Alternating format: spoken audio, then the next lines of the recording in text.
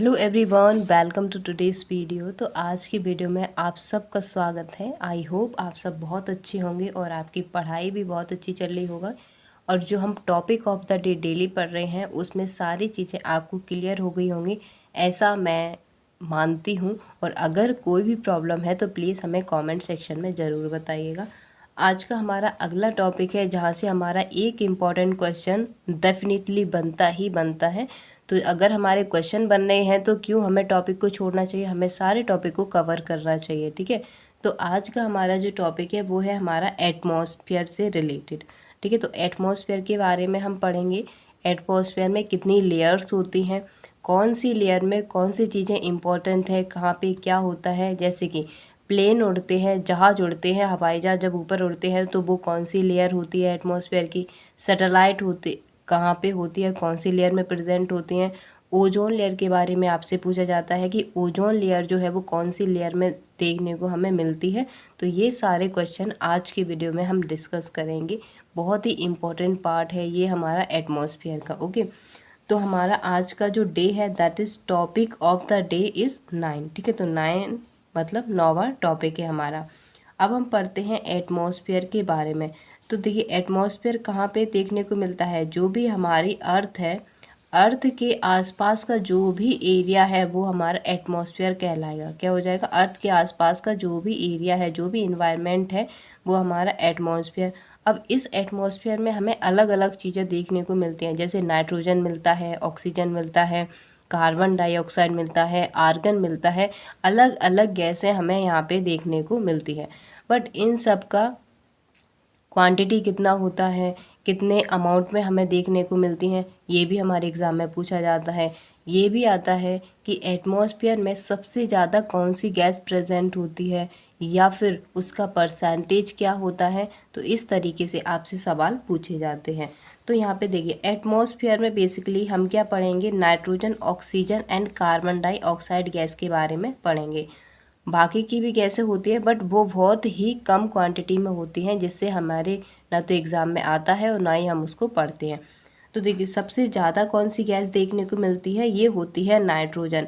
Atmosphere में nitrogen gas सबसे ज़्यादा प्रेजेंट होती है। कितनी होती है, 78%। 100 में 78% हमें नाइट्रोजन देखने को मिलता है। अगला आता है ऑक्सीजन। तो ऑक्सीजन कितना होता है, 20.95, मतलब अप्रोक्स आप कह सकते हैं 20 to 21% जो है वो ऑक्सीजन प्रेजेंट होती है एटमॉस्फेयर में। और नेक्स्ट आती है कार्बन डाइऑक्साइड। तो कार्बन डाइऑक्साइड क्या है, एक ग्रीन हाउस गैस है। ये कितनी होती है, तो 0.04% हमें देखने को मिलती है। अब हम इसके अलग अलग लेयर को पढ़ेंगे और उस लेयर से रिलेटेड आपके कुछ इंपॉर्टेंट क्वेश्चन बनते हैं जो कि एग्ज़ाम में आए भी हैं, तो उसके बारे में हम बात करेंगे। ओके, तो हम चलिए शुरू करते हैं हमारे कुछ इम्पॉर्टेंट पोर्शन की तरफ। तो जैसे कि आप देख रहे हैं ये हमारी क्या है, अर्थ है। और अर्थ के ऊपर क्या होती है, अलग अलग लेयर्स होती हैं।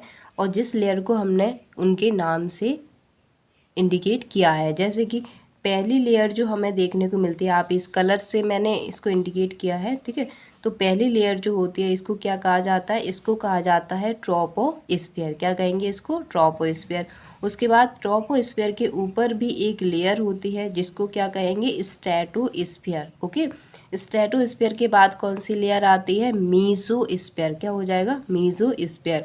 मीसोस्फीयर के ऊपर लेयर आती है थर्मोस्फीयर। क्या कहेंगे इसको हम, थर्मोस्फीयर कहेंगे। और उसके बाद एक जो लास्ट लेयर आती है इसको कहा जाता है एक्सोस्फीयर। ठीक है, तो ये सारी लेयर्स होती है, इनकी अपनी अपनी हाइट होती है। जैसे कि अर्थ से 12 किलोमीटर, यहाँ पे जो डेटा दिया गया है वो अप्रॉक्स दिया गया है, एग्जैक्ट तो नहीं है बट अप्रॉक्स है कि 12 हो सकता है, 12 से कम भी हो सकता है थोड़ा, या फिर 12 से थोड़ा ज़्यादा भी हो सकता है। ठीक है, तो इस तरीके से हमें यहाँ पे दिया गया है।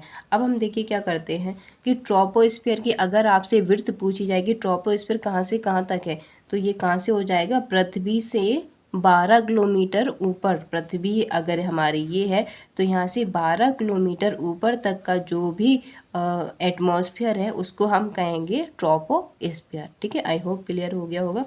उसके बाद जब ट्रोपोस्फियर पर हम जाएंगे, 12 किलोमीटर ऊपर जाएंगे, फिर वहाँ से 50 किलोमीटर, ठीक है, वहाँ से 50 किलोमीटर की जो भी लेयर होगी उसको कहेंगे हम स्ट्रेटोस्फीयर। क्या कहेंगे? स्ट्रेटोस्फीयर।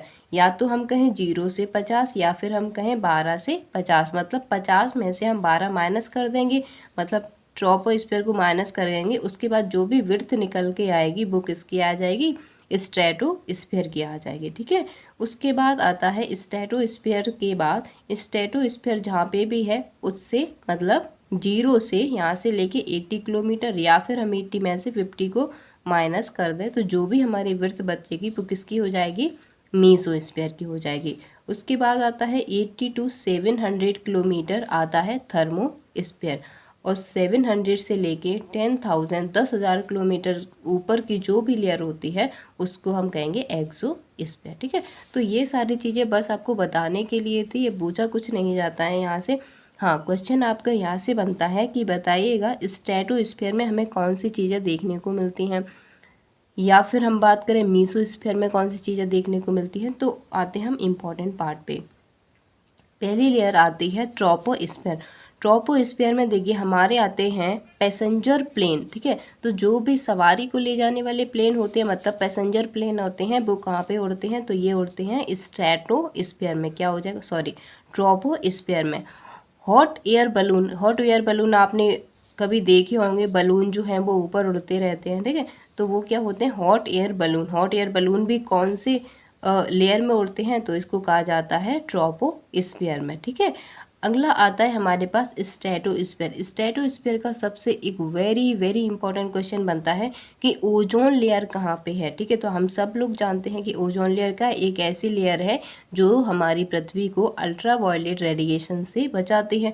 तो ओजोन लेयर हमें कौन से लेयर्स में देखने को मिलती है? तो ये आता है स्ट्रेटोस्फीयर। स्ट्रेटोस्फीयर वाले पोर्शन में हमें ओजोन लेयर देखने को मिलती है। और क्या मिलता है? Weather balloon. जो भी हमारे पास वातावरणीय बलून होते हैं, मतलब जो जो एटमॉस्फेयर की जो भी कंडीशन बताते हैं वो वेदर बलून हमें देखने को मिलते हैं स्ट्रेटोस्फीयर में। उसके बाद आता है मीसोस्फीयर। मीसोस्फीयर में हमें मिलता है क्या क्या होता है इसमें? Meteorological rocket. जो भी मेट्रोलॉजिकल रॉकेट होते हैं वो सारे कहाँ पर मिल होते हैं? तो ये होते हैं मीसोस्फीयर में।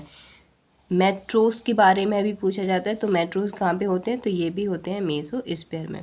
अगली लेयर आती है थर्मोस्फीयर। तो थर्मोस्फीयर देखिए, थर्मोस्फीयर लेयर में क्या देखने को मिलता है? अरोरा देखने को मिलता है, ठीक है।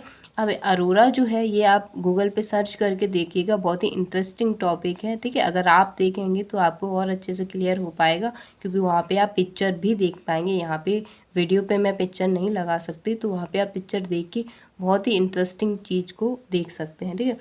अगला आता है एक्सोस्फीयर। देखिए एक्सोस्फीयर लास्ट लेयर होती है एटमॉस्फेयर की। यहाँ पे हमें क्या क्या देखना? स्पेस शिप, सैटेलाइट और स्पेस स्टेशन। तो आपसे पूछा जा सकता है कि सैटेलाइट जो हैं वो एटमॉस्फेयर की कौन सी लेयर में देखने को मिलती है? तो ये होती है एक्सोस्फीयर में। वैसे ही पूछा जा सकता है कि स्पेस स्टेशन जो है वो कौन सी लेयर में होते हैं? तो ये भी कहाँ होते हैं? एक्सोस्फीयर में होते हैं। कभी कभी आपसे ये भी पूछ लिया जाता है कि मीसोस्फीयर और ट्रोपोस्फीयर के बीच में कौन सी लेयर आती है? तो स्ट्रेटोस्फीयर आती है। तो आपको ध्यान रखना है, ये क्रम वाइज ये लेयर को ध्यान रखना है, और दूसरा कौन सी लेयर में कौन सी चीज़ें हमें देखने को मिलती हैं वो ध्यान रखनी है, ठीक है। आई होप आप सबको सारी चीज़ें क्लियर हो गई होंगी।